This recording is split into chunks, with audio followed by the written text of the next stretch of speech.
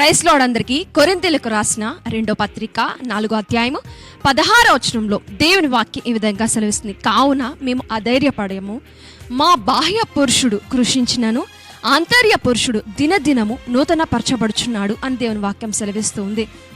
దేవాతి దేవుని సన్నిధిలో మన యొక్క ఆంతర్య పురుషుడు దినదినము నూతన పరచబడాలంటే మనము దేవుని సన్నిధిలో ఎక్కువగా గడపాలి. దేవుని వాక్యాన్ని ఎక్కువగా ధ్యానించి ఆయన సన్నిధిలో ప్రార్థన చేస్తే మన యొక్క ఆంతర్య పురుషుడు దినదినము నూతన పరచబడతాడు.